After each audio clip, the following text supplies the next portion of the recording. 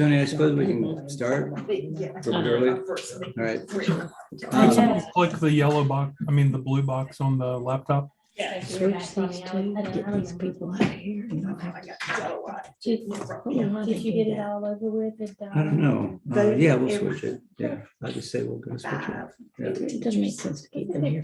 I think the other one's gonna be a lot more. Yeah. Okay. Well, I'll go ahead and call the meeting to order a couple minutes early because I'm sure everybody would like to get out 2 minutes early. So, We'll hold you to that. pardon me? We'll hold you to that. Okay. So if you would all join me and stand for the Pledge of Allegiance. I pledge allegiance to the flag of the United States of America and to the republic for which it stands, one nation, under God, indivisible, with liberty and justice for all.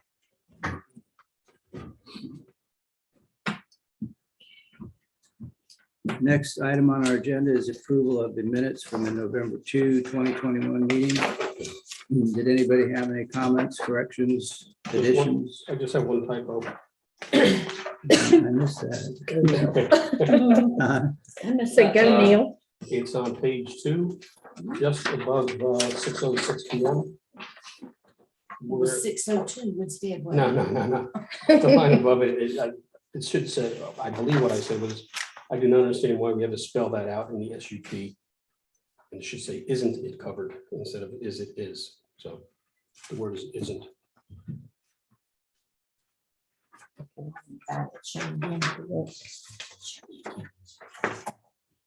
Okay, isn't is okay. Okay, so noted. Any other? There's a motion to approve with that change. I'll make a motion to approve. Okay, all in favor, say aye.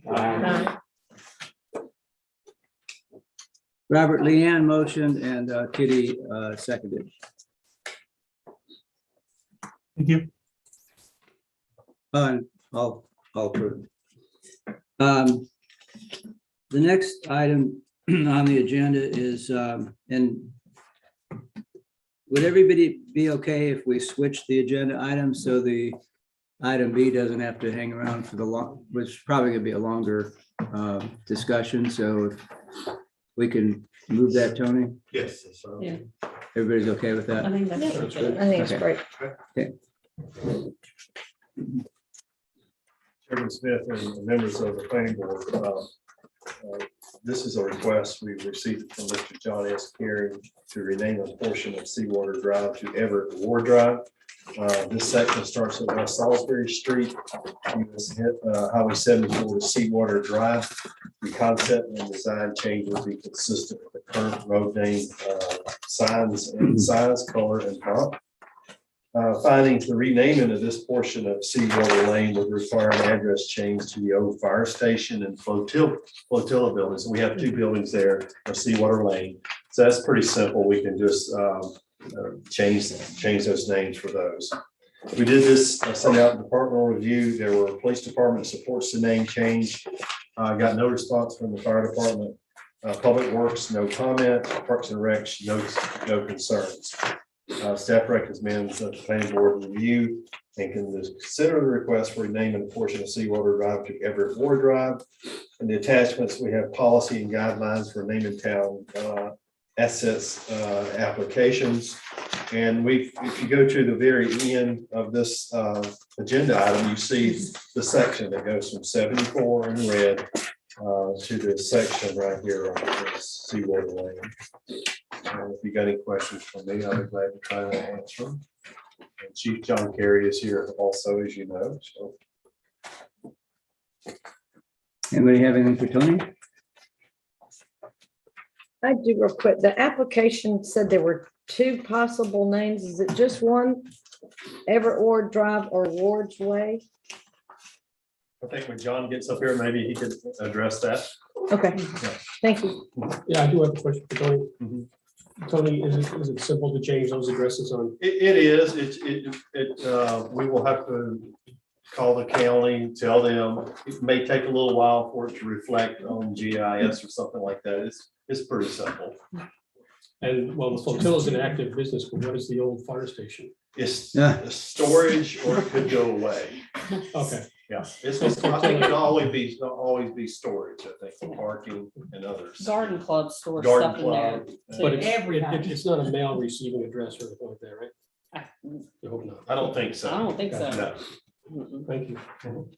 And we just have to put up with Linda Brown about changing the address of the flotilla. That's your job. Chief Carey, did you want to fill us in? Chairman Smith and members of the planning board. It's kind of like deja vu all over again. I was here last month and when I started this process and for Chief George Antley, I did not feel right without including something for Chief Everett Ward. And the professional side of me says that it should be Everett Ward Drive to answer your Okay, question. thank you. But it was a joke with Everett that it should be Everett's Ward's Way, because we know Everett, everything over there was Everett's Way. There you go. But I think that Everett Ward Drive would be the appropriate Okay. name for that street. I don't know a lot about the fire department because I came up on the police department side, and so it was a little bit difficult trying to gather the metrics together that the fire department uses for performance measures. And so in all this, I contacted Everett and asked if he would be of assistance to that. Again, if you know Everett, what I got was a chronological essay from 1973 till 2003 that I had to whittle down in one page. And so I don't know if I did a really good job to come across with all of the accomplishments that he did. But basically, he took and I hate to say ragtag, but that's what it was at the time. He took a ragtag volunteer fire department and turned it into a professional organization. He established Squad 51 that has saved countless lives on this beach. So I feel like that it would be fitting that it be named after Chief Ward, because he, as well as Chief Antley, was instrumental in getting this building from the federal government. It houses all of the, or at one time basically housed all of the town departments. Great. Does anybody have any questions for He Chief Carey? started out as a school teacher. Pardon me? Yeah, I said Everett started out as a school teacher. Yeah, he was a history Awesome. teacher while he was with the volunteer fire department in '73. And he was actually the first paid fireman for the town of Wrightsville Beach. Wow.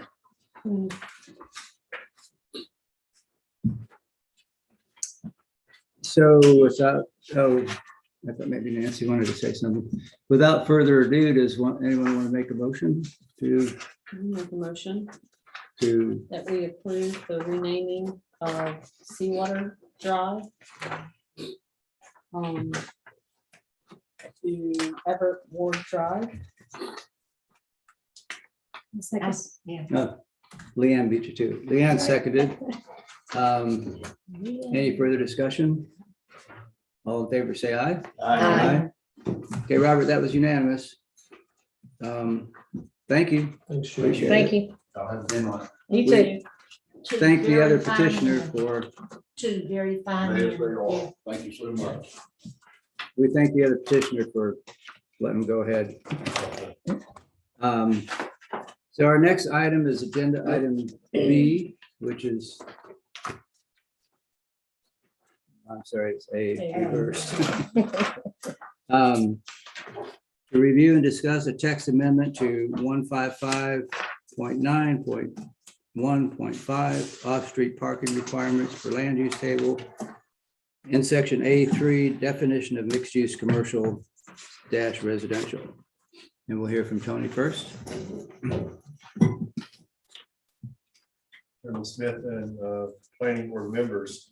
On November the 5th, 2021, the Planning and Inspections Department received a text amendment application from Mr. Samuel Frank, authorized agent for One Stone Partners LLC, for a text amendment to 155.9.15 all-street parking for land use tables and section A3 definitions of the mixed-use commercial residential.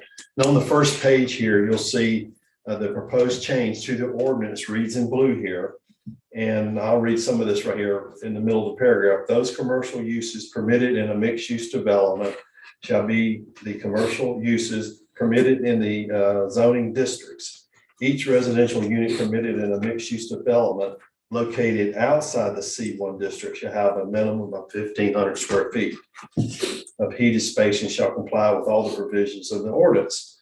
The next section reads, each residential unit permitted in a mixed use located in the C1 commercial district shall have a minimum of 500 square feet of heated space and shall comply with all the provisions of this ordinance. On the next page here, proposed changes also to the table of required off-street parking requirements in section 155.915. You see added in blue here, we added another section for residential and mixed-use commercial. So if they've got one water closet or toilet, they have to have one parking space, and 2 to 3 is 2, 4 to 5 is 3, 6 to 7 is 4, 8 or more is 5. Staff analysis, if the proposed text amendment is, if it is adopted, would apply to the commercial properties in the C1 district only. The C1 zoning district extends from Columbia Street South to Latimer Street. The traditional downtown areas include a variety of commercial uses ranging from grocery store, restaurants, bars, parking lots, coffee shops, retail, residential units, and motels. There are approximately, 25 parcels in this C1 district. And on the next page here, we have them highlighted in red here, the C1 district. The amendment, if you look at it, will reduce the minimum square footage requirement from 1,500 square feet to 500 for residential units in the C1 commercial district. Mixed use is permitted as a special use permit in the C1, C2, and C3 commercial districts. The 1,500 square feet would still apply, like I say, in the C2 and C3 commercial districts. And parking is going to be required for the residential units in the C1 district. We did send this out to all departments for review. The police department had no position on the text amendment. Fire department, no response. Public works, no comments. And Katie's comments would be concerns about limiting parking in the area. Review of the Campbell land use plan, statement of consistency. This text amendment would be consistent with our Campbell land use plan. We did advertise for the meeting in the Star News. Staff's recommendation is that the planning board review and consider the request for the text amendment submitted by One Stone Street Properties LLC. So we have the text amendment application, the C1 commercial district, and statement of consistency. If you got any questions for me, I'll be glad to try to answer them. Tony, how many parcels did you say are in the C1? I counted 25 to 26. If you go to the zoning map, you may get something a little bit different there, but it's 25 to 26. And when you look at the ordinance, it's not going to apply probably to every one of these buildings. You got some that are already maxed out. If there's nothing there, it would have to have a commercial use to it. So typically you would have commercial use on the bottom, and then you would have offices or some type of residential use if this is passed or whatever. And they still have to have parking. So some of the places may not have parking, some buildings down there. Do we know which ones do and which ones don't? I would say that the Red Dogs does not have parking. Sweetwater Surf Shop doesn't have parking. Wings doesn't have parking. Wings doesn't, but South Beach Grill does. And we'll hear there are some of these uses already happening in the C1 district. You have some residential uses there. Over Hallelujah, the retail shop, there's an apartment right there. Do they have parking? No parking at all. No parking at all for that building or for the retail. So how did they get Okay. residential without parking? It's been there Okay, since. the so it's not 50s. happening, it's Well, been in It's existence. been in existence. We think, we know one of the surf shops we think has an apartment upstairs. I think it's legal. I think it's Sweetwater, I believe, that has one. Vito. That's over, over Vito's Vito. has Yeah, somewhere in that area. So we know there's some there in those units. And today I started looking at the Shore Break condominiums. Have you ever been into No. those tiny units. They're little bitty. They're less than, I looked at it today, less than 400 feet. They have parking. Which ones are they? Those are right around the Columbia. corner, They're kind of blue. right where Old Crest was. That Right. for- How much parking do they have? That's They have probably at least one per unit, if not two. I'm thinking it's a minimum of one per they have. condo there. at They have least. one, because I went out there and looked, they have one, at least one, and work. Somebody told me they also have some that back up, you know, they're like this. They may have some Piggyback. visitor parking. but- Tandem parking. Yeah, Were those, Not on Columbia Street. but no. how did they do that? It was pre-existing before all the Pre-existing stuff came in. from the 50s, 60s, they do have some parking over there. And we felt like when they, this group that came to us, we, felt like parking would be necessary and, at least one parking space for those units there. So the apartment over Hallelujah has always been there. Yes. Are you sure? It's always. It's been there since, for the past 25, 26 years since I've been here. So I was thinking that was kind of put in there, kind of. No, if you go up there, I know it's been there for 25, 26 years. It's been used off and on, just did a small renovation, and it may be less than 500. Well, square yeah, feet. because they used to have people sitting on the roof all the time. Yes. Remember that? Yeah, forgotten that. Yeah, Jimmy wanted to make it a cigar bar. Tony, when you said a number of the parcels are maxed out, on what basis? Well, like wing, if you look at wings, there's no parking at all for wings, so. And height, they're probably close to the height limit. And don't forget, if this is adopted, you gotta meet all the building codes. And then eventually, it will have to come back to everyone for a special use permit eventually. If the text amendment's passed, eventually you'll get to see it again for a special use permit. Would the building like Neptune's be maxed out? Or do they go up? They got some parking. If Neptune, They got They have that parking lot. they have across the two parking street and lots. They have beside. one beside them, they have one across the street. Now, there's an office, if you look up, if you ever looked above Neptune's, there's like a little, Yeah, I think it's an office building. in the back. Used to have a bookstore in there. And everything. Yeah. When you say they gotta be built to code, well, like if they're putting in residences, will they have to be handicap accessible or? It just depends. It depends on the age of the building. They could use, there's existing building codes, the existing building code for older buildings is a little bit different. So I'm not saying they will have to put a commercial elevator in. There may be some things that you can do to an existing building, just like you downtown buildings in Wilmington, that you can do without any type of elevator or anything like that. So is there a different height restriction for C1? No, it's the same thing. It's 40 feet. So no matter what, it can't be maxed out. Over 40 feet. So 40 feet is still in the C1. Tony, I think we need a table of these properties to be able to check off that these basically can't go anywhere, but these may also fall in line with this. Similar to what we had to do the last time we were looking at Bevy Mart and other options. Because I think that table will either allay the fears or raise the fears of how much this could propagate across this space. And then that becomes potentially either a grander opportunity or a grander problem.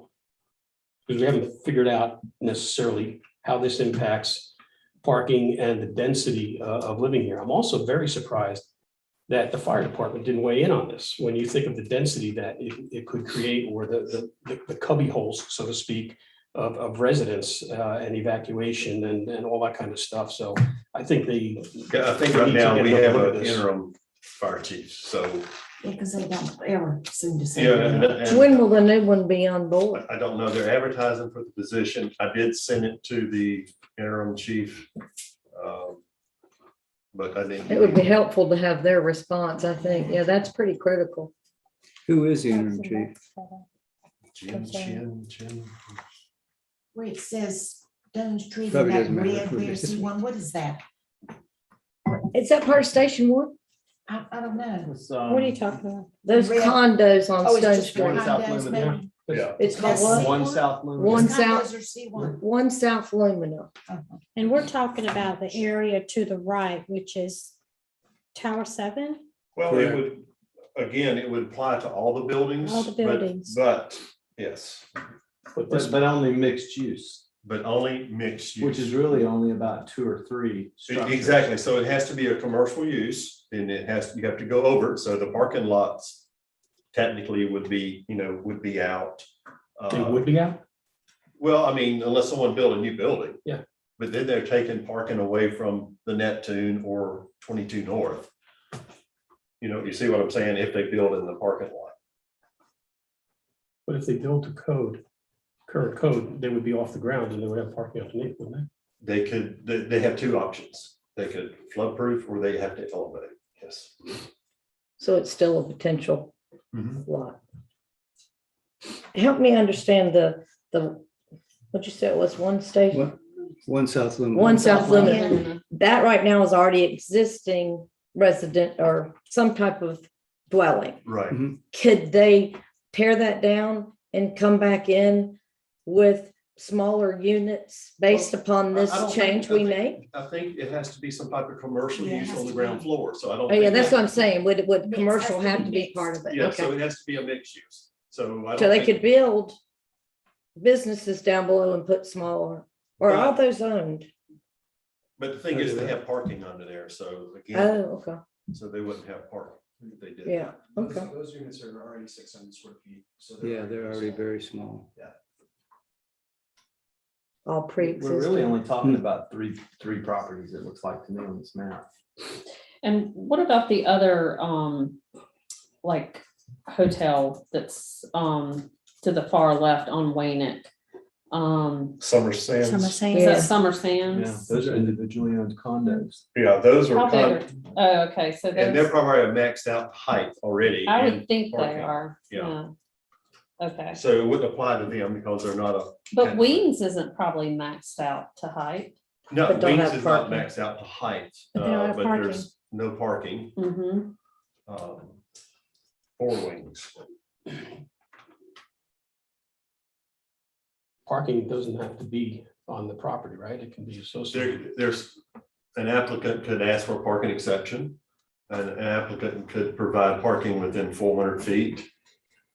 If it's available, so, but a parking exception in your downtown district at one time, and it's not in the code, we used to not have parking requirement for office uses, just like downtown or whatever works, so. Sam, What, what- oh, go ahead, I was Liam. gonna say, and what 3 properties do you see it? I'm just, So the one on the corner of Lumina and Causeway, the Tower 7 building, and then the Sweetwater building, and then Jerry Allen. I would think Jerry Allen's. what about Red Dogs? They don't have They don't have parking. But they do, they thought they shared Nor does parking. Jerry Allen's. Does Jerry Allen's have parking? I don't think so. But I he thought has a Red little Dogs bit in the shared back. parking, They have some shared parking in the back there. Okay. but Red Dogs has shared parking too. And you have Jimmy's South behind Beach, the ice cream. store. And South Beach Neptune's, Grill, Neptune's is one. Mhm. South Beach Grill would be one. Yeah, didn't he want to See, build one up what? there for a while? I just think we need to figure it out for sure, which ones have possibilities and which ones don't, not guess. Yeah, but didn't South Beach want to do something They a wanted to while do something back? different. They They wanted wanted- to do some, a waiting area up there for their guests. Like a rooftop bar, not bar, that's it, no. They wanted to do a place for guests to go up there, wait on tables. Look at the And they sunset. weren't allowed to do that because of parking. Well, they didn't, he never pushed it. He kept, I don't think we did hear something at one time. I Was it think. something with height? Yes. Yeah, they were They asking. wanted to go for- to 43 feet with a formula with setback. That's right. Okay, And yeah, then it was that something with didn't- height. I think he withdrew it or we, yeah. I think I'm turned down. Yeah.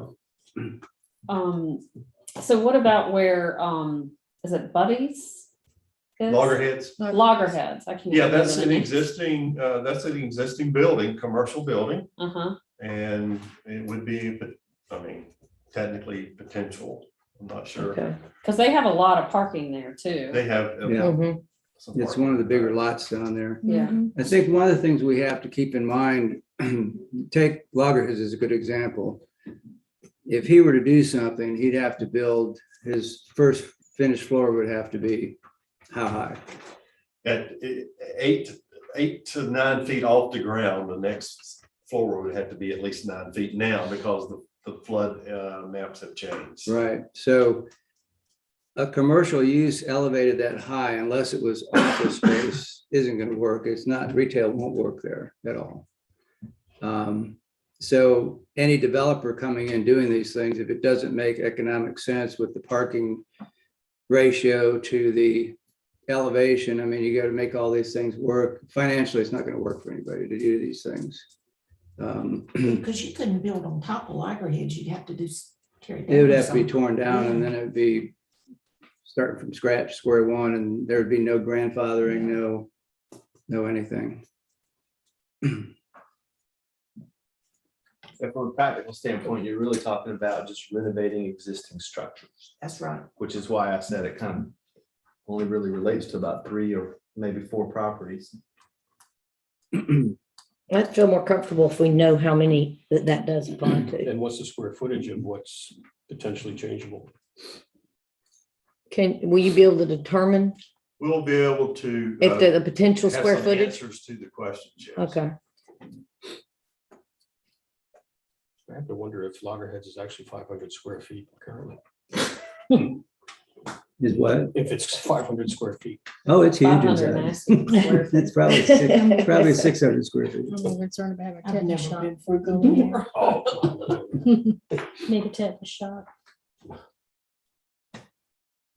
Okay.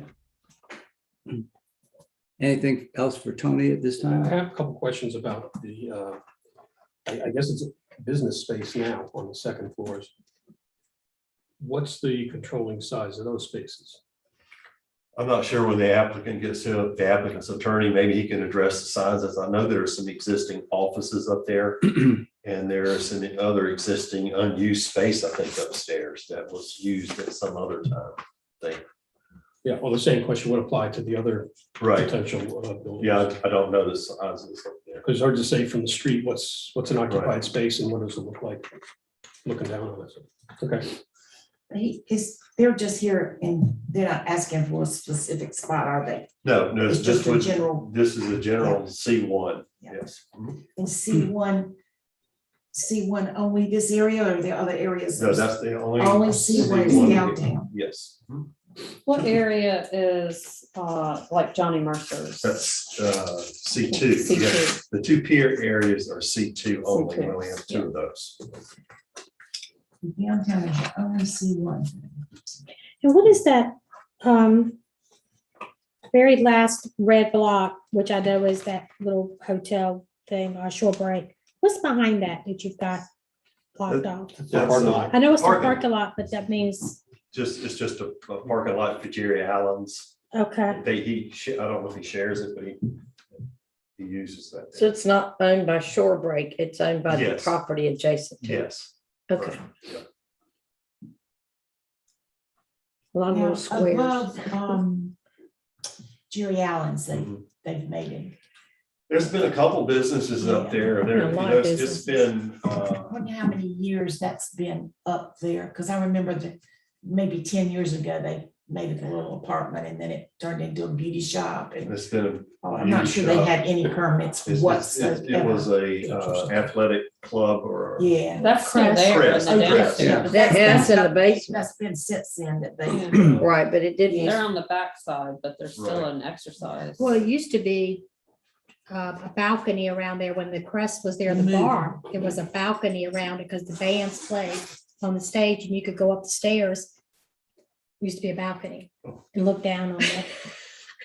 So that's what They used built a to fancy thing in there maybe be up there. 6 or 8 years ago.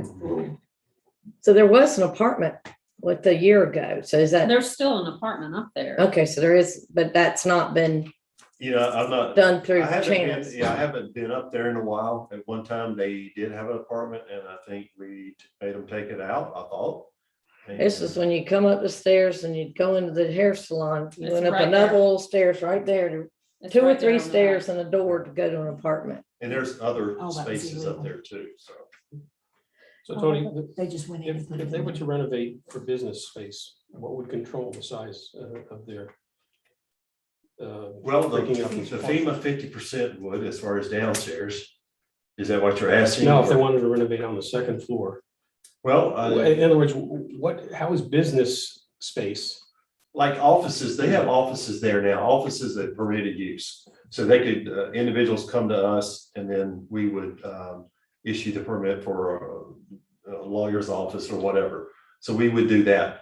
The building codes come into play as far as exits and things like that of different businesses. So if they wanted to do something like that office space, they can do some of that.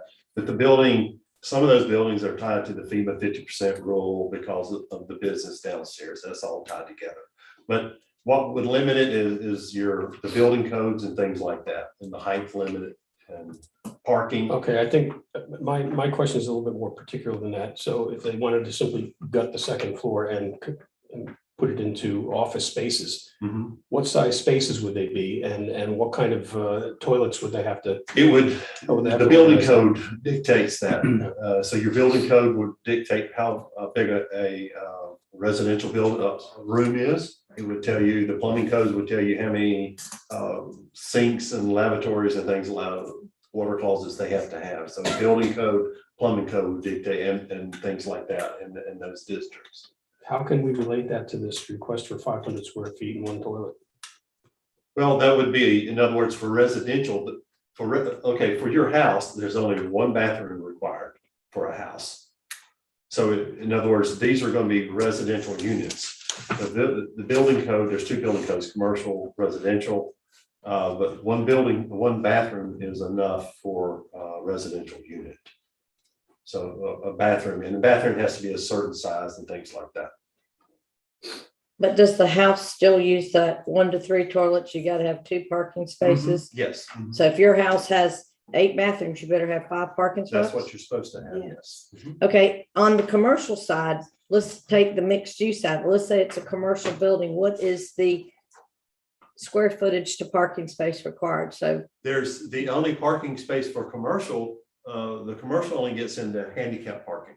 They don't deal with making sure that you have enough, only the town codes would relate. So what is the town code? If they were to completely gut the upstairs and turn it into office space, what kind of parking would You they be have- required? Right now, we have one parking space to 250 square feet of retail. So if they wanted to do retail, you'd Can you write have one parking space for, I think it's 250 square feet. So if they gutted it and they had 1,000 square feet, they'd have to have 4 parking spots for that upstairs. Mhm. Okay, Or they could ask for parking exception. okay. But you said retail, if it's office, is there a parking requirement for office? There is, I don't know what that table is for offices. It's probably about the same thing. It may be a little bit more flexibility for offices and things like that. Same Rather thing, than meaning retail. 250 square feet Yes. per spot. Mhm. I'll look at that table here in a second. Per spot. Is there a minimum square footage for office as well? No, There's that little one, right, so y'all can see. Be yeah, closet. they're small ones. So how many are there now? How many offices? I'm not Oh, sure. okay. I think Sam will probably be able to answer that for us. Are we ready to? Right? Yep, anything else for Tony? We can have another shot at him, so. Yeah. Duck.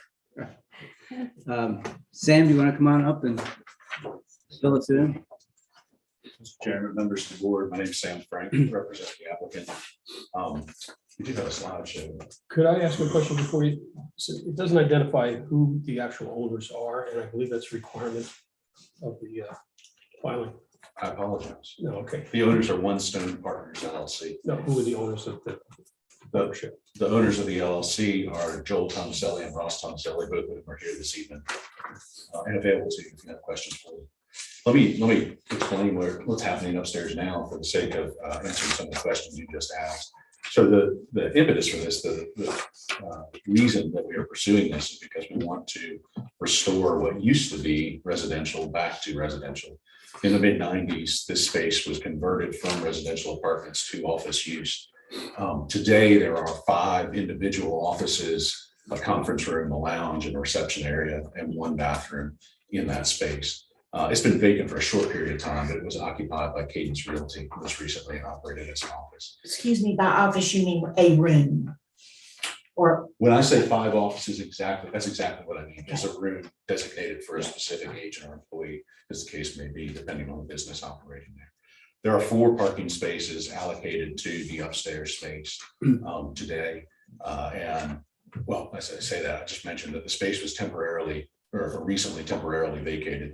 And so those parking spaces are kind of in swing, but for the sake of the project moving forward, there are 4 spaces just as there were for the preceding office use there. The presentation before you, the idea before you comes as the result of a relatively significant conversation with staff about what's the best way to approach this. And one of the suggestions, of course, is let's tailor it as narrowly as we can to avoid collateral impact. But beyond that, this is a good idea. Let's propose something that really makes sense, not just for the site that we want to modify, but for the other sites, the other few sites that there are. And so while it is indeed our intent or objective to keep this narrowly tailored, please don't imply from that it's not a good idea for other similar buildings that happen to be located in the C1. By reducing minimum unit requirement size, specifically in a mixed use area, you encourage more mixed use. And by encouraging more mixed use, you capture traffic trips. You encourage people to live within a short distance of the grocery store, the beach, and the restaurants that they would like to visit, which keeps them out of their cars and reduces traffic impact, which is the fundamental benefit of mixed use. Could you give me the next slide, please? So there's 2 text amendments proposed. I think they're in the packets in front of you, so I won't belabor that too far. who's doing? Robert might not have heard you back in the back. Does this one work for me? No, I think Robert has to forward the presentation. Okay. Robert? He went out to dinner. Yeah, yes. What can I help you with? Next slide. I'll talk on by reference to the things that are in your packet. He's because answered us. I Some of think. my slides are in the paper packet. He wants the next slide. Okay, get one second. We're having some issues here. Okay. There we go. This one? And we don't We had have any changed. slides, by the way. Yeah, I'm not sure why. We just put this together today and brought it to you tonight to show you on the screen. I'm happy to leave the electronic file with you so that you can review it again after here. I'm gonna have to come in there because it's not progressing for some reason. Yeah, we do have that in print, though. Yeah, that's exactly what's in the Okay. packet. Okay, that's Okay, good, but there we that's go. And just real quick, the product of that cooperative discussion with staff over a couple of months leads us to propose 2 things, what you're considering tonight, the text amendment. And very importantly, once the text amendment goes through, any change to incorporate residents into mixed use must come before you as a special use permit. And so we will be here again to propose the specific site details and what we would like to change and ask your consent and comment to do so. And so to me, that's a critical part of this, is that no aspect of these text amendments takes away the town's control over the specific details of any project that might be proposed to fit within. As a practical matter, Chairman Smith, Board Member Catlett, you're exactly right. You can't get this done unless you're renovating an existing building in a way that is within the 50% rule. If you take a commercial building, exactly as you described, if you take a commercial building site and you try to establish it as mixed use by adding additional height, the expense is immediately going to lead you to a place where you have to build a conforming structure. And to do that means raising your restaurant, commercial, and retail use off of the ground, which is a really challenging thing for those uses. And so as a practical reality, this is going to apply to buildings like the one that motivated us to do it. 2 text changes. One, the one that's on the screen now, only for residential units, mixed use in the C1, reduce the minimum size of the unit. If I could get the next slide, please. The only other change is or the other proposed text amendment is to incorporate specifically for that type of mixed use residential unit an additional line on the parking table that acknowledges that if there's one toilet in the residence, that one parking space is sufficient. This is consistent with the land use plan. If you could give me the next slide, please. And that's well described in in Mr. Wilson's report. But I wanted to mention it again because ultimately, that's the core of your recommendation or denial, is whether or not you feel that this is consistent with the land use plan. By encouraging mixed use in an area of town where you've identified mixed use as desirable, you're taking a step towards that goal. The amendment, go ahead and that's good. Please go to the next slide. You've seen this map and we just talked about it a bit, give you an idea how succinct the C1 commercial district is. It's a relatively small area. We think of it as the downtown urban center of Wrightsville Beach. Next slide, please. So the impact of the amendment to reduce the minimum size is really self-explanatory. As you already have discussed and understand, there are mixed-use apartments. There are standalone residences all within the C1 already that are much closer to 500 feet than they are to 1,500 feet. It's sort of an established market-driven idea that people don't need as much space for their living area as they once did. Next slide, please. The off-street parking requirements, again, this changes only one line in regard to only one use. And it recognizes the reality that mixed use reduces the need for additional vehicles, and therefore a single parking space for a one bathroom unit is sufficient. So again, in conclusion, we are looking to restore a prior use. These are always a little bit difficult when there's two steps. I want to give you as much information as you're inclined to ask about the next step, about the project. But as I do that, I want to be real careful to be clear that tonight, all we're asking for is your recommendation on this text amendment. And so I'll let your questions guide me on that front, but I just want to make sure that I'm drawing the line that I need to draw. But we would ask that you recommend approval of this text amendment on its merits objectively for the C1 district. And by all means, take into account the specific project that motivates it so you have an idea of where that might go. If I could have the next slide, please. So the thing that we propose, again, is restoring a prior use. This building, upstairs in this building. So we don't have. We don't have this. For residences. You don't have that in your packet. That's right. It's in the slideshow that we brought. Okay. Okay. Gotcha. And the image on the screen is not of the pre-mid 90s residential use. That's of the new I residential. can't see it either. There's 4 apartments. They're colored in pink, purple, yellow, and green. As you can see, they range in size between 795 square feet and 502 square feet. There's 1 toilet in each of them. There are 4 parking spaces already available for the upstairs use, which is being converted from 5 offices, conference room, reception, lounge into what you see before you. And so that's a good example of what someone with an existing 2-story building could do pursuant to this text amendment, if you're inclined to recommend approval of it. So this is not the current configuration. It's not the current. What's the total square footage? I don't know. Seven, seven, It's 14. right at 3,000 square feet. We're about 3,000 square feet. 3,000. Yeah. All right, so you're So- taking the 3,000 and you're dividing it into 4 Give or take. Well, yes, apartments. we're also One's restoring some 500. hallways and some storage, Right. and so it doesn't get divided Okay. equally, as you can see. Oh, so it does not get to 500 square feet. The smallest unit Like is that green 500. looks pretty small. It's Yeah, 500. that one's That's 502. Okay, because I can't, I'm blind. I am struggling, yeah.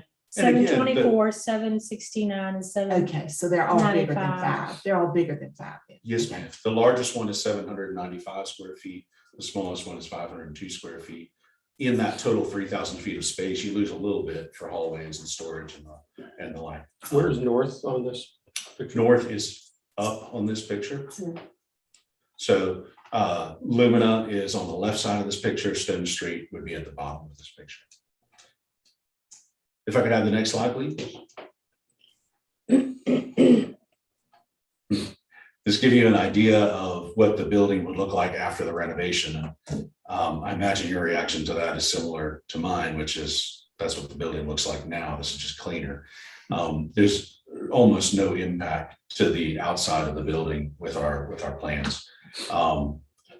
We have to, once again, we have to bring this to you in detail. You approve the text amendment tonight. The next thing that happens is we come to you with more detail on what it is that we want to change, and you tell us what you like or what you don't like.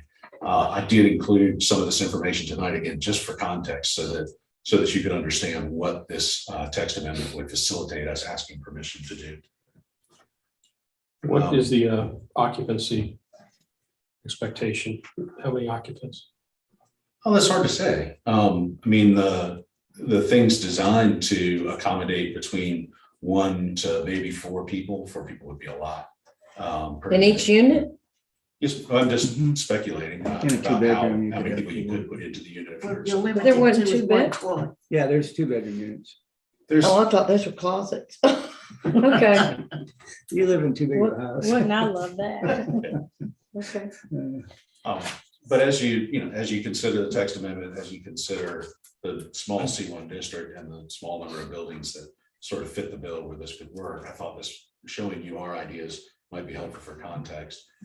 But please let me reiterate that we're only asking you to consider the text amendment tonight. I know we're just considering the text amendment, but is this for like short-term rentals, long-term rentals? I believe each of the People- above, but can I invite the developer to come answer your question about their operational plans? That'd be all right. Sure, absolutely. Joel or Ross, would you be kind enough to tell us about your plans? Tony, what controls the occupancy of a resident? There's the fire marshal, he or she may regulate the number of individuals, but typically, if it's just a single family duplex, you can have as many as you can fit in there. If it's a single family or duplex, I'm not saying this is going to happen here, so. Just for context, the building up until a couple months ago had, somewhere between 6 and 15 people in it at any given time, working, using it as office space. And so the change in occupancy that we're proposing here, even with flex on how many people live in each unit, is not substantial compared to what it has already been operated as. But 6 to 15 people, how did you do that with 4 parking spaces?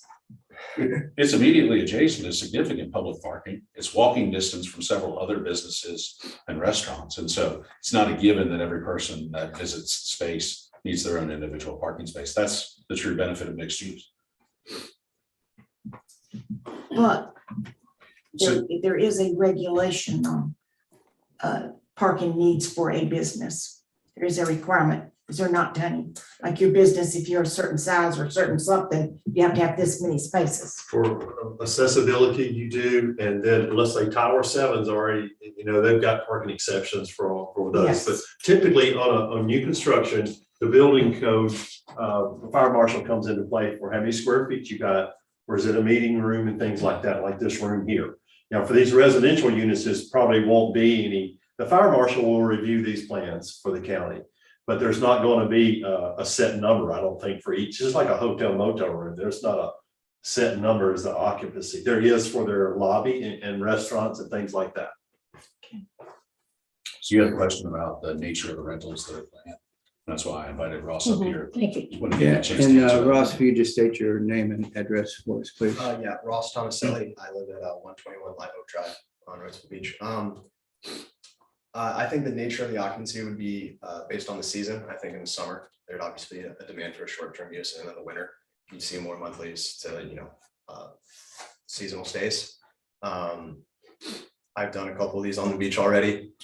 Typically, I don't let more than 4 occupants in for a short-term stay and more than 2 occupants in for a long-term stay. But you don't regulate that, it just happens, right? I mean, you don't go to I have see, control over it. you see that there are only 2 people there, or they have 4 people there. I have rules and regulations, and if they were to be broken, then they can be fined. It's all set up through a platform online. But we're looking at a general rule, remember tonight, you may be an exception to those people that monitor their properties. You're correct. It really depends on the landlord, whether this turns into a mess or not.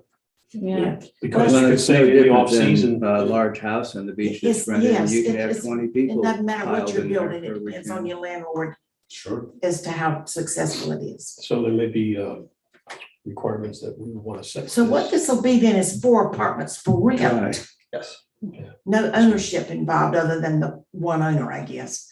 But that's correct. it's just a rental, constant move of rental property. Correct. And Sam could probably comment better than I can, but it's my understanding that by law, you cannot regulate whether the property is owned or leased. And I think the city of Wilmington's having a problem with even the short-term rentals, trying to prevent them, and it sounds like they're not going to be able to. Yeah, HOAs can control, but there's no jurisdiction. Outside of that. Say that Unless again. it's a homeowners HOAs can association. control them, but cities cannot. I'm thinking, looking at, it's not been completely ruled on, has it? The state statute on that, or has it? No, It's all it's tied still- up. You talking Yeah. about the city's ordinance? Yeah. Where they're trying to govern VRBOs and limit not having all that stuff, yeah. But HOAs can. Chairman Smith's fundamental statement is correct. The zoning code dictates limits on use, not limits on ownership versus rental. Right. And you may one day have a short-term rental ordinance here, which of course would apply to both large rented spaces and also occupied spaces, so, And or owned spaces. excuse me. to the point of short-term, long-term, from what I can tell, almost all of the current existing rentals in the C1 district are rented on a short-term basis year-round. So I don't see how this would be much different than Summer Sands or any of those other properties. You said Summer Sands is owned? For condos. Yeah, It's there's, like a motel mini. yeah. But the owners rent them. Yeah. Well, not all. Not all, but most of Okay, them so do. then It's it's basically a not, motel. It's an individual Okay. units are owned It's by. kind of like what the blockade runner was trying to do several years ago and it fell through. That house. Yeah, no, no, But they're the not their hotel house. itself. Yeah. Remember a bunch of us put money. Oh, yeah, we were yeah. gonna- And then Pretty it all much kind of went. So like south. Waterway Everything- Lodge, Everything you Waterway- see on is that way. Summer Sands, One South Lumina. Yeah. The other one on Columbia Street. I mean, they're all individually owned condos Right. and they do And short they're term. constantly rented. And that's, just to be clear, that's not the current plan for this. This landowner already owns the land. They're not a contract purchaser. They're vested and interested in the town and in the project. And their intention is to lease those units, to hold this ownership of those units and lease them out over time. You do have to commit that Tower 7 is going to stay, right? Yes. Not only is it going to stay, but it's not going to change. So when we do get to you with our proposal for a special use permit, you'll see that Tower 7, the parking spaces allocated to Tower 7, the layout of the building, everything remains exactly as it is today, with a little paint on the outside on the first floor. how many parking spots is Tower 7 allowed? They're entitled to 6 pursuant to the terms of their lease. I Okay, think there's an exception to them too because of the walk-up factor. We did that a few years ago. So they have, I went over and counted them. They have 6 spots and then Vito's house, how many? Does Vito's share that parking No, lot? No, they're a there's the- separate building. I know they're a separate building, but they get parkings, they've They got have parking an easement, spots. they have an easement across our lot Uh-huh. to access their lot. Just for access, not to show the parking. Yeah, because they they've got signs, reserved for Vito's, 4 of those, I think. Then there's 2 tenant spots for the Correct. people above Vito's, right? And then I saw, so the parking spot I saw for Somersetter, who's Somersetter? So that's a Sunsetter. temporary thing. Sunsetter. That's the space over top of Honolulu. So I just put that up temporarily since. we So have they're access to parking those there? spaces. Currently, but for the first year, they were just parking offsite. so you own the top of Honolulu, but they don't have a designated parking spot. And So- what, oh, sorry, Okay, go go ahead. ahead. No, you're fine. And then there was another spot for Wrightsville Beach Abodes, Another temporary thing. temporary thing. What is that? That's Ross. Yeah, that's- Oh, that's you. And while there's no occupant upstairs, those 4 spaces are available for temporary use. And so that's how he's incorporating. So there's, how many parking spots designated right now for that upper, where you want to put the apartments? 4. 4, okay. So the conversation we had with staff about this, that was one of the significant factors. When you consider how many residential units to incorporate, why not structure it so that you're certain that there's one parking space per unit? So that drove significantly our plans. Any discussions about putting anything on the rooftop, we have set aside in the interest of preserving the exterior. Say that again about the rooftop. Do you want to get a little closer? Any considerations about expanding the rooftop and putting something up there? Which was a topic of conversation when my client had the property under contract. We decided to hold off on anything that looks like that would change the exterior appearance of the building. Try to, again, narrowly, and I'm just demonstrating the dialogue with staff and where it led us to get to this very narrowly tailored point, where what you are looking at is an objectively good amendment to the code for the C1 district and mixed use in it, and also a change that will facilitate the specific project we're showing you. So you're saying there was talk about on top, they're having a, like you say, like a rooftop sit-in area? Yeah, well, it was an idea that we considered and set aside. Because it would, Umbrellas or something. because it would Yeah. change the exterior appearance. Tony, what controls how that space? The would be? CUP, a special use permit would be needed for that type of. But as of right now, there's not carte blanche to go do something up there. No, So there is an existing special use permit for this building. It's been amended a couple times. It's all about the use downstairs. And so when we come forward to you, what we'll be asking for is amendment to the existing special use permit. But that would be the opportunity and right time to impose conditions in whatever fashion you deemed appropriate for this specific project. So I have a question about, and I may be, I know we're talking about the text amendment, but as far as like parking is concerned, if you have these, and you own these 4 apartments upstairs, do you get parking passes from the town of Wrightsville Beach? Or is he able to apply for those and get those? I'm Per not sure. unit? I'm not sure the answer to that. We can get that answer from Tim. I'm not sure how he regulates those. So- Because that's a That's a really big, good question. Yeah, so That is a really good question. So if he's gonna claim that he owns 4 different pieces, that's Well, that's 8 parking passes. right? Yeah. But if he's just owning the one piece that's and on he's 2. dividing it into apartments, that's different. That's 2. Is your concern that there will be too many parking passes out there, or that the Yes. residents would not Yes. get parking But passes? I would go Ross- ahead and say that I would pass on having parking passes for you. Yeah, my guess is it takes. And that's like- you, but you have to understand what we're doing affects every piece of property that this text amendment would cover. So What, we appreciate what you're saying there, but he needs to find out whether that is or isn't an Yes. option, because you might not do it, and I appreciate that, but that doesn't mean the next one won't do it. That's just adding to the density, 8 parking places.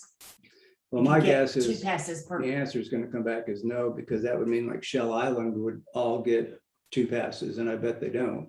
Well, if you have a lease, if you have a deed for your property, you get it. It depends on how, when you go to get your parking passes, those women, they pull pull it out up and they the start deeds. counting, boy, I mean, they, Well, we can They make are- that a condition on this Yes. site then. Maybe. And Ross is saying he's amenable to Yeah. that, so. But he's one of just one person. But they're worthless because I buy them and you can't use them. the parking Um, passes? I use them. They don't work in C1. It doesn't, it's No. not. They don't work in C1 for the parking pass. Right. You can't Right, use them in they don't, C1. but these people, if there's more than one person staying there, they gotta have a place to park. and then people And you sell can't them, pay for, that's expensive parking during the day. You said you're gonna and check people with, sell them Plus you can too. get out around the They get their corner and park. passes and they sell them That's, if they don't really But need anyway, them. Ross has said he's willing to. we need pass to on see that, what so- yeah, Tim, that's still. what Tim says. Willing to pass on Yeah, you want passes. to look at that for a condition because Sure, Ross was saying it, but he's Right. one person that, yeah, one he owner, can, he can one sell owner, it I think, tomorrow. right. yeah. Okay, And as far as we know, that's well within your purview when we get to the next step. Right, I suggest know, such a yeah, that's condition why I on the- said, on the it, approval. So they're granted 6 already for the restaurant Yes, ma'am. and 4 for the business up top. Yes, So you a got it. total of 10 spots for that building. That's right. Yeah, And our intention is to change nothing. right. It will remain 6 for the restaurant and 4 for the Yeah, upstairs. you wouldn't dare want to change that. And I know it's not the conditional use, but I think it is part of the text amendment. If we're trying to make a parking exception, we need to know the answer to the question before we can make that decision. Because it does affect the text amendment if we're trying to make a parking exception. Yeah, well, I don't think we're doing a parking exception. Only the board of aldermen can grant a parking exception.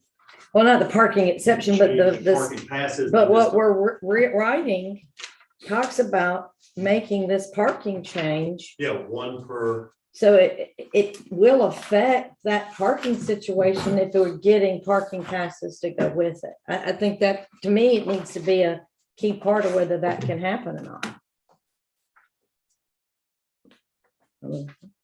Oh, I don't disagree with you. So I realize on this specific property, the conditional use, it matters, but to pass that statute, I think it applies to all of them regardless. Right, I There agree. would, there would be nothing about the text amendment that we've proposed that would change the way that you handle parking passes. I don't know if parking passes are dictated See, by. you would have to have ordinance 4 deeds upstairs, or Policy, and my guess is you have one. that's correct. With not just upstairs, one deed for the entire. Right, for the building. entire But other properties that would do it might have something But different. once he divides it into apartments, does that change the fact of the deeds? That's the I question. understand. So again, we're kind of on the next step when we talk about this. But you're right, that at the special use permit phase where we're seeking approval to put this specific new interior layout in place, we're changing them from commercial to residential, which is consistent with what the town wants in the urban business district. You've encouraged mixed use, but I don't know the answer to the question. I don't even know whether that's in your code or if it's just a policy, how you handle the distribution of parking passes. Yeah, Yeah, it's that's the, not in the code. It is just a policy. So completely respect that that's something that you would want to evaluate internally and assess whether or not any tweaks to it are necessary. If they are, I would argue that those aren't driven entirely by this text amendment, but by how you handle rentals on a short-term basis or a long-term basis of units within a building throughout the beach. So Shell Island's being a great example. It's the question of the number of deeds he has. Right. But I don't know that our policy says that, Kitty, that it's a deed.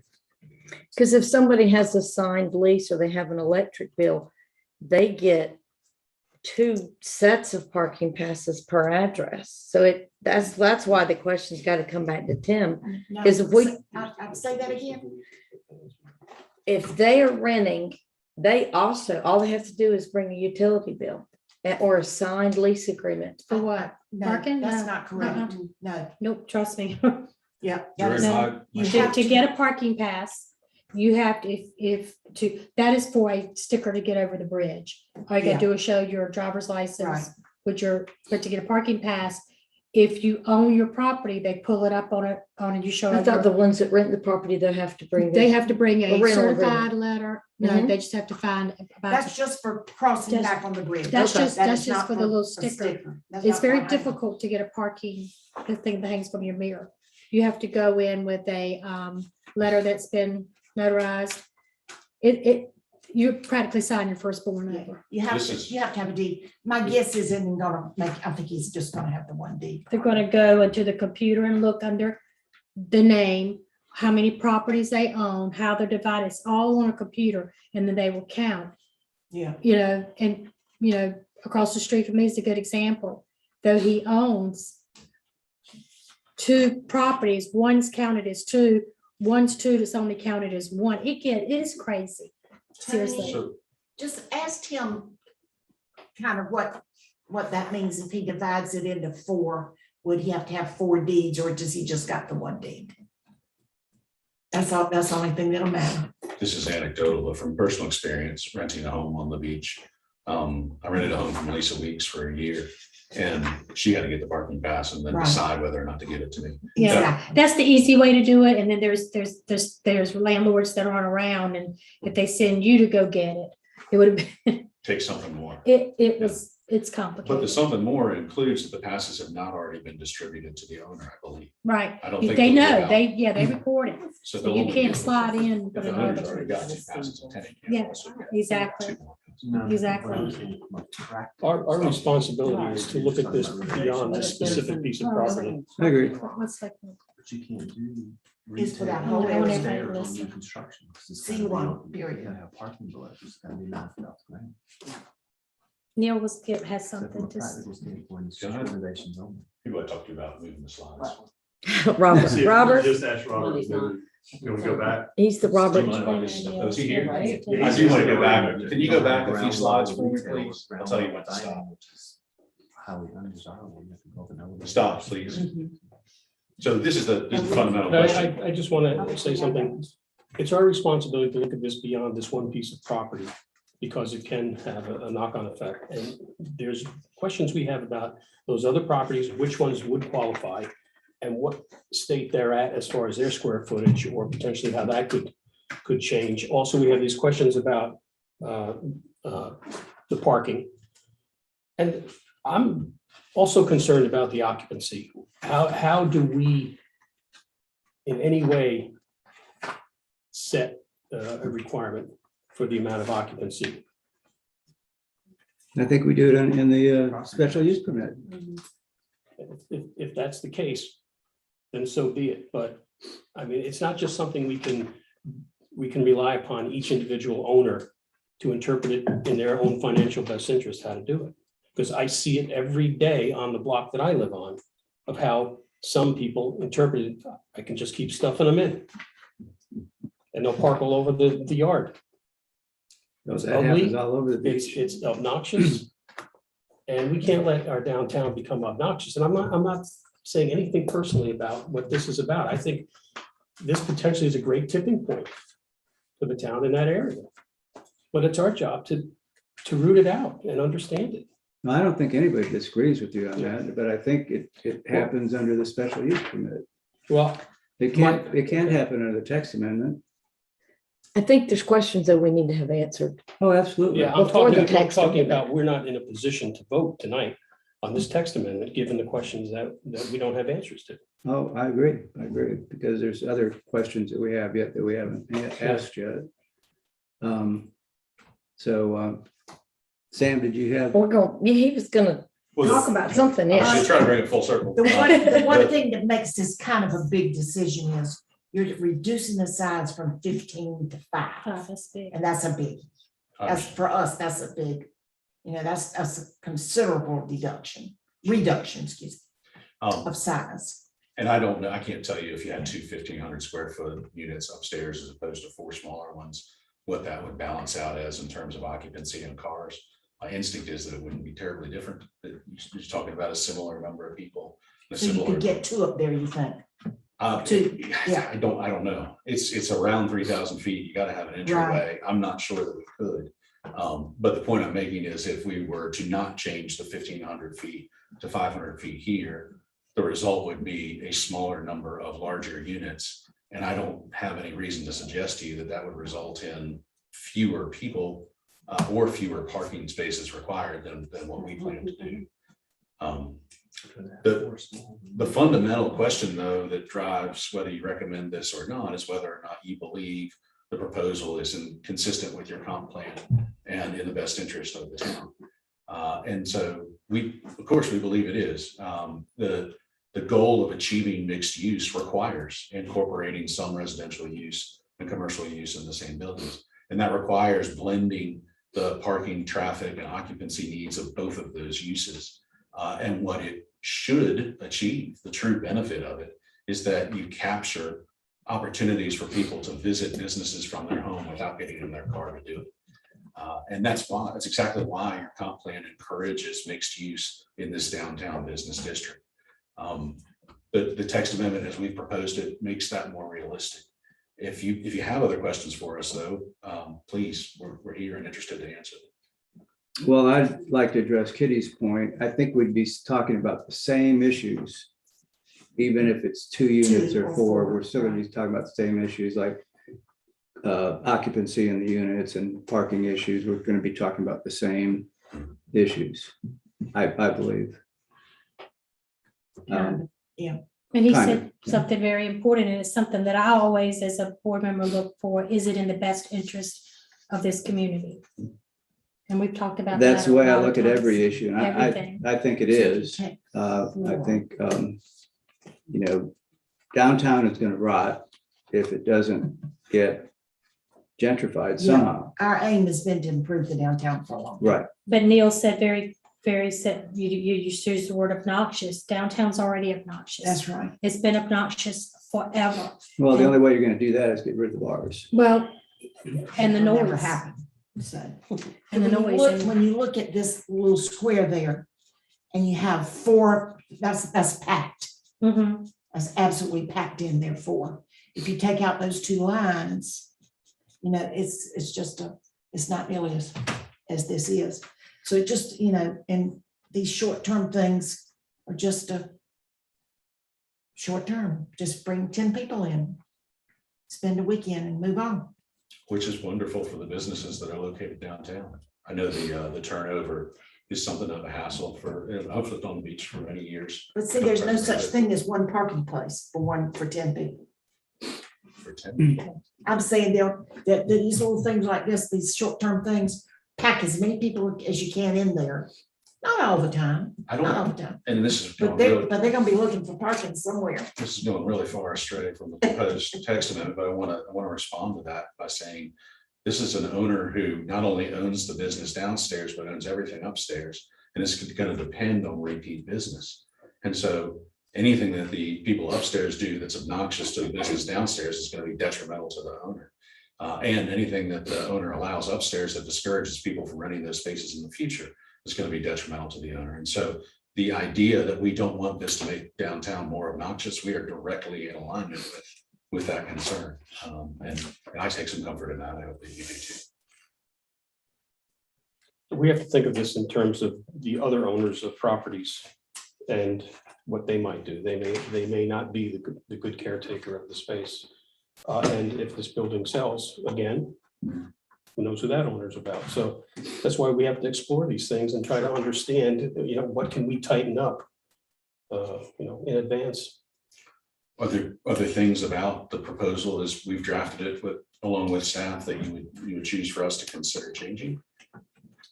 Well, I already spelled out what were the hot buttons for me that have question marks and don't have answers for us just yet on the occupancy issue, on the who are the other owners? What are the other buildings? You know, what situation? We saw your floor plan.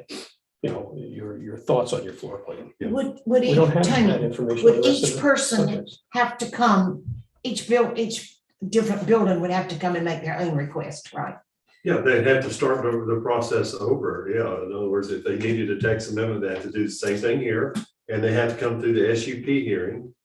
Yeah. they But would have to do as it. far as the general rule goes, all they'll have to have is the one parking place and the 500 square feet. And then, But what happens in that is between them and the town, you right. know, what plans it, But but they still but have. as far as limiting the number of occupancy, we can't do that. No. If you see residential houses, we can't say you can only have 5 people. Enforcement would be impossible. So just like a hotel or motel room, you can't say they can only have 2 people in there. So we can't say you can only have 3 people or 5 people. You may can put it in the special use permit, but enforcement would be the other thing. Like I say, the fire department only looks at like restaurants and bars for the exits and things like for residential, you know, Well, we now, I'm can't not sure limit about those. that. I'm not sure about that. Remember, there is a rule that says you can't pack a house full of rental college kids. That's how I know. Well, we have But a there is definition, rule. we have a definition of Yeah. a family, but it's Right, never been okay, enforced. right, I mean, I know. I don't know how we put it. Believe me, I know. That's the state of North Carolina But problem right there there. is a rule. There is a rule, but I don't know how it can be enforced. It's never been. But But the to be text clear- amendment is like you said earlier, there's a big difference between 1,500 feet and 500. Yeah. And What if we our approve this, consideration is going from 15 to 5. Yeah. And from 2 parking spaces to 1. Solely for residential units in the Mixed, C1. yes. In a mixed use Yes, context. yes. And C1. And I want to bring it back home to say, nothing about this text amendment allows these uses by right. This text amendment only allows us to come forward and propose a use consistent with it on a special use permit. And so nothing that we're proposing here will give anybody permission to do these things on a site other than eventually ours. without coming before you and getting. Without inspection. meeting all the codes that he requires you to. That's right. Now, there are of course, other uses that could be incorporated in that space today by right. We think it's more desirable to have residences there than to expand the restaurant or establish a club or anything else upstairs. And so that's exactly why we're pursuing the path that we are. Can I just add one thing? Sure. This is Could Joel you, Thomas. could you step forward and state your name and address? Joel Tomaselli, Rossi's Bank. For some reason, Ross has an affinity to historic properties.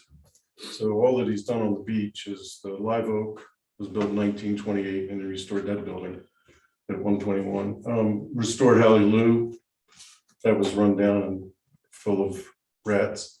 Very successful. 1502 Lumina Avenue was the old McRae duplex that really was due for a bulldozer. It was the logical thing, but for some reason, he and his partners decided to renovate it, and they did an extraordinary job. It's been very successful. There's no problems. It's very tightly managed. It's important to look at all the negative consequences of changing a text amendment. But I just want to propose or suggest for consideration that there's a possibility that this would help revitalize the downtown. It may create a new standard if it's successful.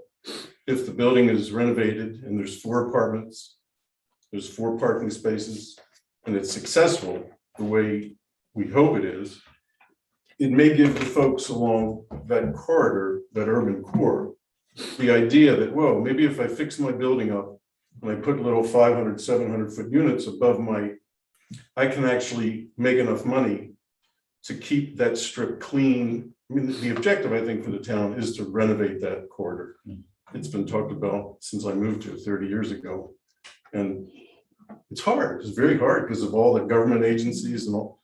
I get it. I just want to suggest that there's a possibility this could be the inspiration for other owners along there to invest the time and money if they're shown a route to actually making money. And you just have to look at downtowns all over the country that have mixed use in their urban core, where all of the activity, the street activities down here, and there's people living up here, short-term and long-term.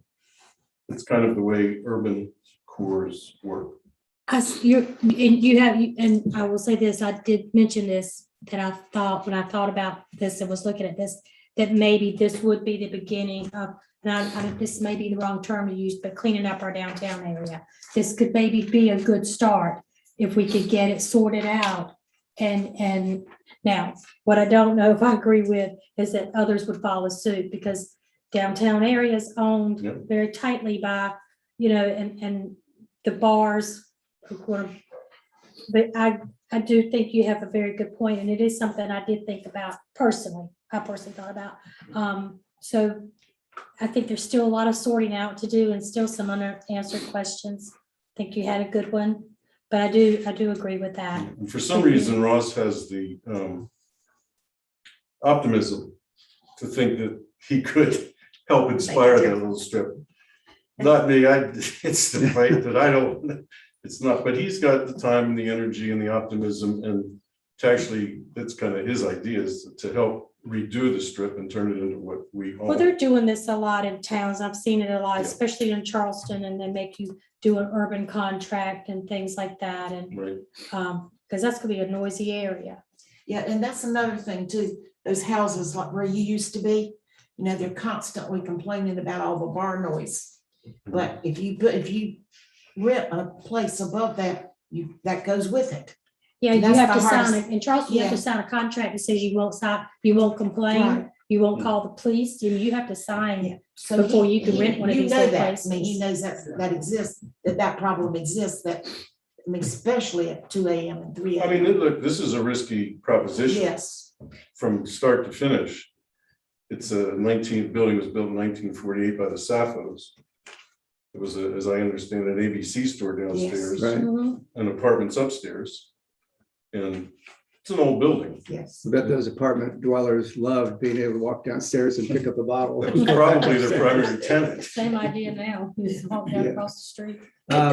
Your Well- plan sounds like it's successful, but could you succeed if it were 1,000 square feet? Probably, I'm not sure. I don't know that we can fit that.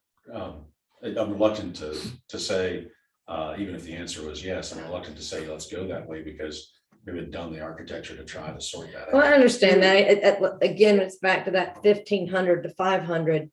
You're taking 3,000 square foot of space and you're dividing it into 4. Could we divide it? And could we find a compromise somewhere between that 500 and 1,500 that maybe we all might feel comfortable with versus just doing 500 square feet? Well, there's already only one 500 square foot unit. The rest of them are bigger. Wait, and we didn't pull that number out of the. But air. it's not that they're only limited to 500. That means everybody else gets 5. I'm just trying to find Well, a I see what nice. you're saying in the text amendment. Yeah, in the Just text, I'm that. not talking about what they're Well, doing. let Ross I comment. just on want to that. make a point that the old house I live in is 1,400 square feet. The apartment overhaul is 600. The duplex downstairs is 600, upstairs is 750 square feet. That was the nature of all the old homes on Wrightsville Beach. And if the new standard's 1,500, then they're all going to go away. They're all going to get ripped down. And I don't see why we would advocate for ripping down all the old houses on Wrightsville Beach. There's not many left. The other thing to think about is the tenants coming into 500, whether it's short or long term, it's usually a couple for a romantic weekend or week. Sometimes a child comes along. But if you have 3 bedrooms in a unit instead of 1, all of a sudden, well, That's when you get Yes. let's people. You've got 10 of more- us pay the bill and we're More gonna. people to split the cost. Yeah. So what we're trying to do is appeal to a high-end couple or a high-end family. Well, do you The think last thing he wants. Blockade Runner struggles with more parties or these single house rentals where they pack 30 people into a giant house on the beach? It's definitely the houses, There's it's a not flip the side to hotels. it. Yeah. Well, and you have to look at the economics and you look at all the existing residential in the C1 district and they're all 500-600 square feet. That's right. There's an economic reason for that. They wouldn't have been developed if we required 1,500 square feet. It just wouldn't happen. We're talking about right now is cleaning up downtown then. Right. And so they've been in existence. Have they contributed to the I mean, you know what I'm saying? If that's what's been there and downtown's been a problem, which is. I can't say that those units have contributed. I'm to not the either. negative. I'm just trying, but saying that that's been a good thing because that's the way it's been. I feel Well, like see, most it of used to the- be people just use the beach during the season. You know, you didn't come and live on Wrightsville Beach. Right. You just came for the 3 months you went back home. So the size of it wasn't that important. It didn't matter. So that's why there's so many smaller ones like that. Right. Now, of course, there are not many of those left. That's for sure. Well, And I- I was just gonna say, I mean, there's what, 8 or 9 businesses down there and 5 of them are bars. I think that probably contributes more than the size of the residential units. That's the absolute issues. biggest problem. And Um, unfortunately, municipalities cannot control how many bars we get. The ALE controls it and our town attorney told me that's because Raleigh wants their money and they don't live in Wrightsville They make Beach and so they don't much care tax about money Wrightsville from that. Beach. Mhm. And Yeah, even when we we lost had them all. control of it there for a short period of time, look what happened. Which You know, one? after Charlie passed away, Oh, then, yeah. you know, they were given their license back just like that. And so it's a never ending matter. But that's, you know, downtown Wilmington had the same problem too. I mean, it was a horror store down there. Yeah. And I don't know how they started to control it, but it was terrible. But I do And- agree with what you said, Mr. Tomaselli, about, you know, this could be the beginning. Probably not in my lifetime. I'll probably be dead and gone by the time it happens, but at the same time, there's still several questions. We still have some questions that I think Tony probably took notes on and How does it affect you all if we suggest a deferral till next month so we get more information? till Tony answers some questions. Is that a huge, Well, time is always money. yeah, And this is a yeah. very slow, tedious process. That's really up to you. I mean, this is the first of 4 hearings. Right. And the real tough hearings really is when we come in with the plans and everything that for that final special use permit, that's where you get to the nitty gritty. Right. This is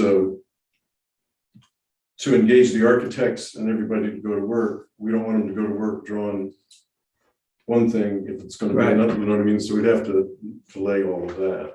When we went round and round, it should be 2 units, 3 units, 6 units, 5 units. We decided that 4 was probably the sweet spot because it gives you a mix of sizes and you can live with 4 parking places.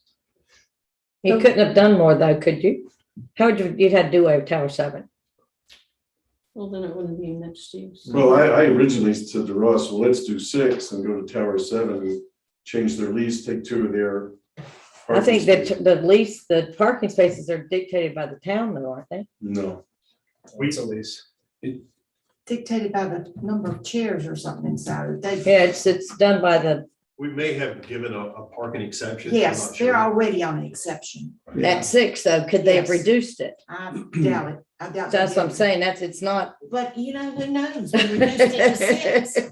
4 units is a logical number for a Yeah. number of reasons. for a number of reasons. That's not Just- my biggest concern, but really it's not at this point, but once we vote a text amendment, if we can't go back and undo Yeah. it. Me personally, I like to know that I've got all my T's crossed and my I's dotted and I don't have any questions left whatsoever. And I feel like we have just a few questions, nothing crazy. We've done this before. Okay, what do we want? What do we need Tony to find out for us? Well, I have one last question that I haven't been able to ask yet of Rossi. Is that what your dad called you, Rossi? Of Ross, is the building fire suppressed up and down? It will be. It will be, great, okay, that's huge. And the yeah. fire department did respond, but it's because there's nobody there right now. Right, that's my concern. Because I So think scary. Let me, they might come back to that, the fire department, Yeah, I That's was another gonna concern, request if of they Tony or kind of demand of Tony that we do get a response from somebody in the fire department, Yeah. because no response is not good. I don't think he can do it by January. I don't think you'll have somebody hired by then, will you? Well, it wouldn't have to be a new hire, it'd have to be. Maybe the county. Well, we Who's could, authority? if not, if the county fire marshal reviews these plans, so we could get a comment from him if we could from a police. That'd be That would be perfect. good. that's all, Do I? that's all I'm asking. okay. May I? But they wouldn't be reviewing specific plans. They would be reviewing just the number 500 square feet. Yes. Well, we're not doing specific plans right now. That's right, we'll wait for the SUP. Which the fire marshal will comment on when we get to that point. Man, let me, What, just doing some math. So roughly 3,000 square feet, the minimum requirement now is 1,500 square feet. So if you do 2 1,500 square foot units with 1 toilet in each unit, you only have to get 2 parking spaces. So under the proposed metrics, you actually pick up 2 dedicated parking spaces for that space, require 2 additional parking spaces for that space, which in my mind is a positive. Is it, you only have to have 1 toilet no matter how many bedrooms you have? For, Duplexes. they're changing the scale for the mixed use. So Yeah. if they do that, they may have to, if they have to go back, they may have to redo that table of uses. But typically, it's just for single family and duplexes where you control the number of parking spaces to. By the number of Yes. toilets, yeah. and that's Mr. Catlett's point, that, yeah, it's not the number of bedrooms, but the number of toilets that drives it. Ms. Joyner, I did want to offer that the town can always propose amendments to its own code. And so, well, it's true that if you recommend approval of a text amendment and the alderman ultimately approve it, becomes law, it becomes part of your code. But if you do that and you don't like, something comes up a year later that you don't like, there's nothing to prevent the town from proposing its own changes to its code. Similar process to this, other than it's not motivated by an applicant, but by a member of the governing body. With regard to your question about do we have enough time, what impact does it have on us? As Mr. Tomaselli described, we're eager to move forward and we know we have a lot of steps in front of us. But candidly, what we want to know is whether the majority of you are prepared to vote in favor of it tonight. And if you're not, then we would absolutely ask that you take another month to collect information. Mr. Chair, if you're inclined to ask that question by straw poll without taking the vote, that might answer the question for all of us. Sure, absolutely. I do intend to do that. I did want to make one more comment before we do that, is I think we have to remember in our decision-making, what's the alternative? If we deny this and the Aldermen deny it, maybe Ross goes away, then what have we got?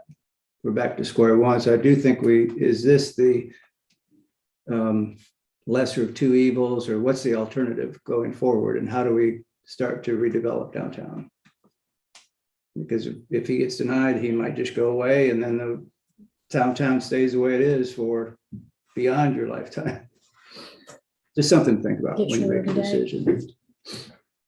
So. Well, I just think all the point was, I don't think a month or another 30 days, it's a holiday coming up.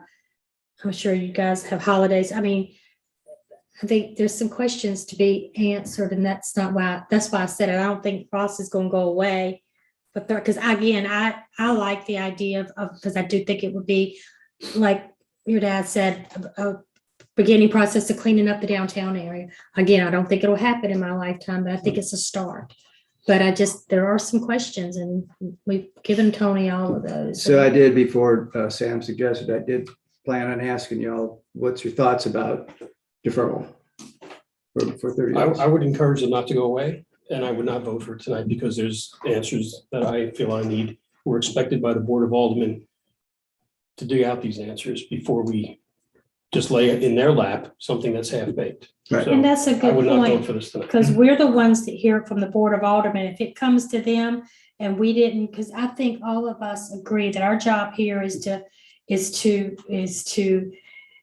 get everything right for it to go to the Board of Aldermen, because that is another step you have to take. And then it gets very easy for them if we do our job. Because if we don't do our job and we're not thorough, we do hear about it. And so that's important to me. It's our job to be thorough. I would like to see this succeed.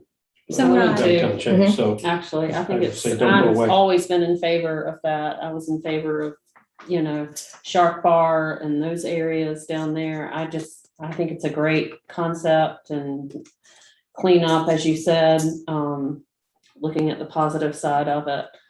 I will say that I think there's got to be like a happy medium somewhere. I agree with Cheryl and Kitty that going from 15 to 500 seems in my mind like, whoa, that's big. And I know there's other units that are 500 and less, 400. So, but I feel like that if we have answers to these questions, then I would definitely be, in favor if it's, Agreed.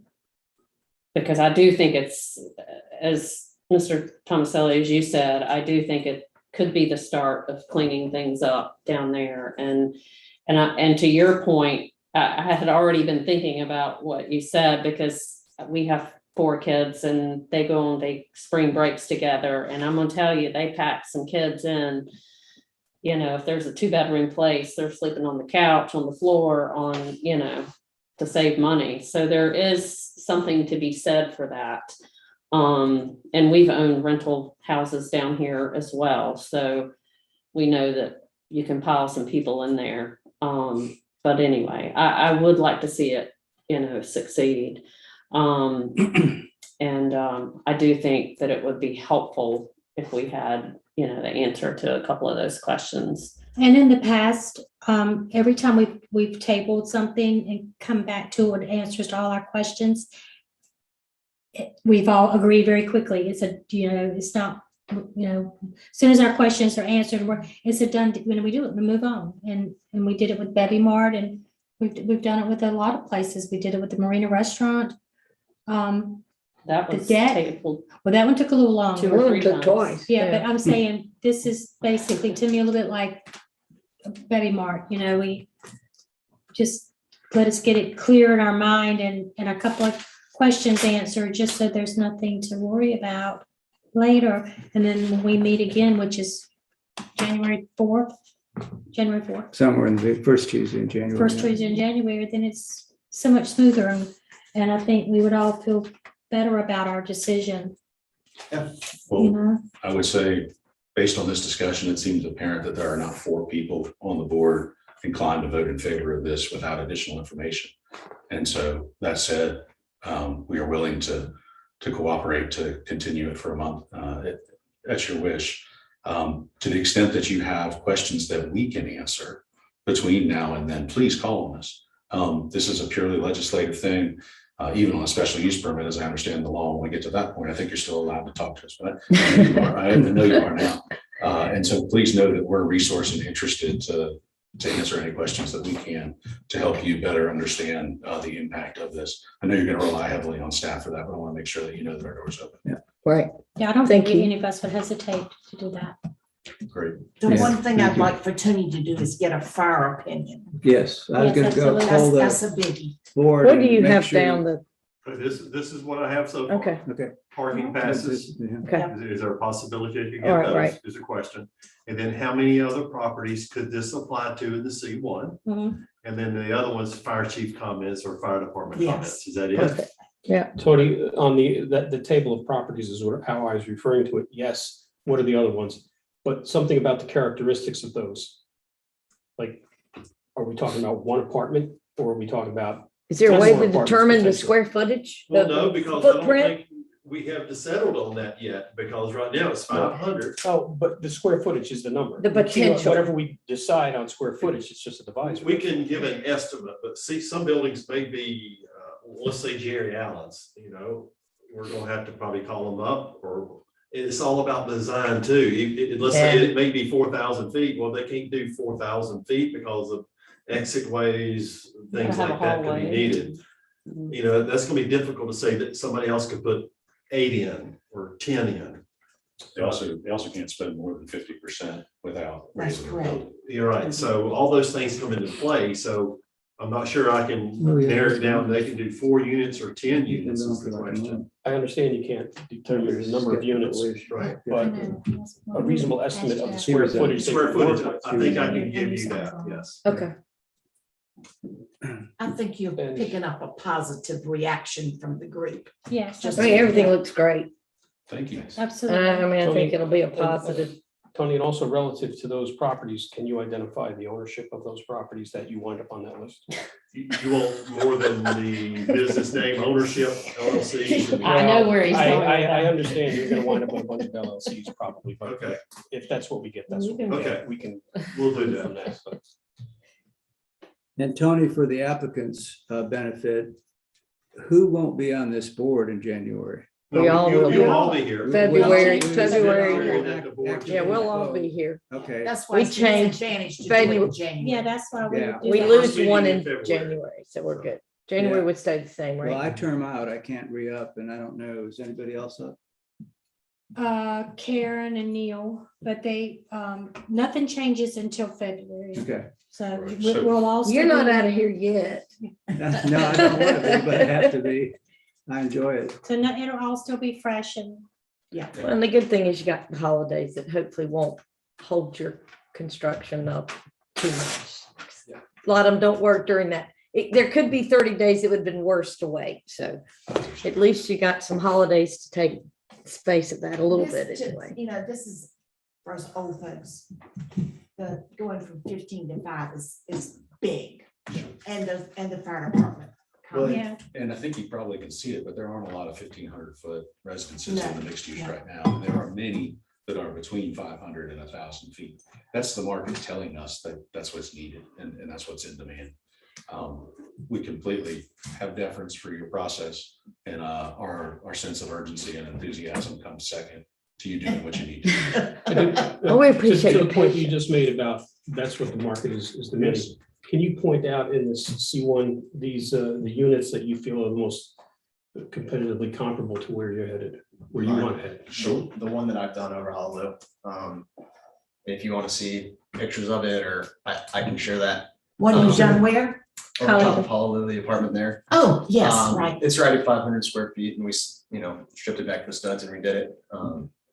And So you it's just operate, one there, right? Just one. Yeah. and you operate that, is that a full year rental or is that a? That's short term, yeah. Mhm. That's like a VRBO. And then properties not owned by you, what do you see as your direct competition or, somewhat The competition? others aren't mixed use. Next, But right across the street are all those little units. Right, there's Yeah. the one South Lumina and there's Summer Sands, which is full of units that are between 500 and 800 feet, but those aren't mixed use. Those are standalone and completely Yeah, residential. but it's the market, it would be the same market Yeah. for the, client. Well, yeah, I mean, I think the goal here is to do something little that's better. upscale and Yeah. Just so you attractive bring back Tower 7, nothing else now. Yeah, don't destroy my Tower 7. and preserve one of the best restaurants on the Yeah, beach. I'm simply Well, trying to he's- validate what you're. He's doing you're what a trying to lot of say is cities that are doing. This is a driver, and just trying to identify it because it's not a space that I. Well, and when we did the, participate. when we did the unit over Honolulu, I had, people ask a lot of the same questions, you're gonna have partying issues and this and that, and, my kind of market niche is I've made it really high end and it's at a really high price point. And it's a lot of couples staying there for their wedding and that's what I get a lot of. Or people down from Charlotte for a weekend or a couple days during the week. And this isn't. But that's a better situation because it's one apartment. Mhm. When you got four like that, it's And not you quite did as. mention rooftop, and that concerns me a little bit, Well, they work that out, so it's not a problem. What will you do with what's over Hallelujah when you do, if you get all four of these and then you don't have the extra parking space? Where do they park? They'll just park on the street. Uber. Yeah. Which is the way it operated until. Right, until you got Until a this. couple months Okay. If I ago. was a visitor to this beach anymore, I'd use Uber. I wouldn't even dare try to bring a car out here during peak season. Well, You gotta get here. Uber. What, you Uber from Raleigh? Well, there's, you park in here, super parking. Yeah, that's what they all They're do. stopping there. They're No. stopping there. Please don't incorporate that as a condition. That all Nick used to comes walk later. around out but- there like a bull in that shopping center looking for people that were parking there going to the beach. Well, I want to extend my appreciation of all the board's enthusiasm and attention to detail. I think it's been great. You always do it every case, but you've heard from us, and me included. I want to make it happen. I think it's what the downtown needs. But unfortunately, I need to call for a vote or a motion.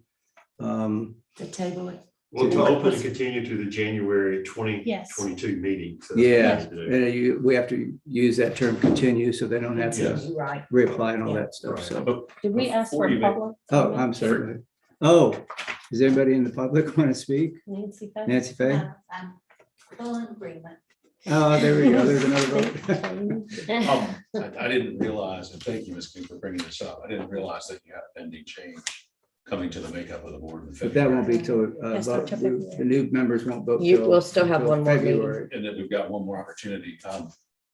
We have a sense of confidence that this board will have a quorum in January. Do you mind my asking that? Oh, I don't think any. We always hear. Okay, terrific. I just- Yeah, we'll have a quorum. That's not an issue with this board. You've gotten very educated about the project and it means a lot to us to be able to. Well, You're and Zoom safe. has helped a You're lot safe. too. So if anybody has to be out of town, they Zoom in. So Thank you. we're usually covered, yeah. So do I have a motion? I'll make a motion Then we continue it. that we continue this application for One Stone Street Partners LLC. It's text amendment to 155.91.15 to our January 4th meeting, is it the 4th? It's the 4th. Okay. We continue it And until you, then. and you use the word continue. So, okay, is there a second? I said, Any further discussion? All in favor, say aye. Aye.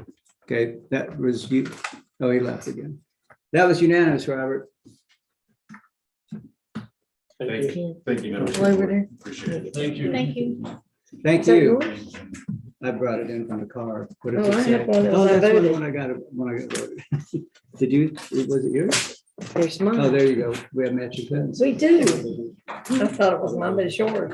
Okay, good thing we let the other applicant go first. Yeah, that was smart. Well, that was Leanne's, or was that your? Yeah. I don't remember who it was. Any of the Well, above. actually, you mentioned it to me, but then you brought it up. Thank y'all. I told it Thank him. you. Oh, you did? Okay. Yeah. Thank you, guys. bye, Thank you. Thanks a lot. See you all. bye. Is there any old business from anybody? Be nice to, excuse me. There we go. Be nice to have a. Not me. Not me. Any Other new, business? any new business, old business? Do we have anything that we know? We're gonna, tomorrow, Robert's gonna send out 160D to you. I've been telling you about this for the past 2 or 3 months. The whole UDO change, the state's mandated. Right, So it's in a draft right now, so we're gonna send that to you to start reviewing. Okay, The next, we can't say much about it, so whatever's in there is what's gonna be adopted, so we're gonna send that to you tomorrow. And you can start, we may look at it and vote on it in January, so you'll have a month to look at it. It's just some minor changes, calling things from conditional use to special use, so you'll see those changes in red, so we'll try to get that out to you tomorrow. We could, I'm not sure if there's any more text amendments or SUPs coming, so not sure about those. So on our fourth calendar will be this again, to This text and then the amendment one sixty and the D. one sixty D. Yeah, and I don't think he has his, the question is are they gonna try to schedule their SUP for the, I don't think he has time for the January, but for the February meeting, so I'm not sure about that, so. Tony, will that be an electronic version or a hard copy?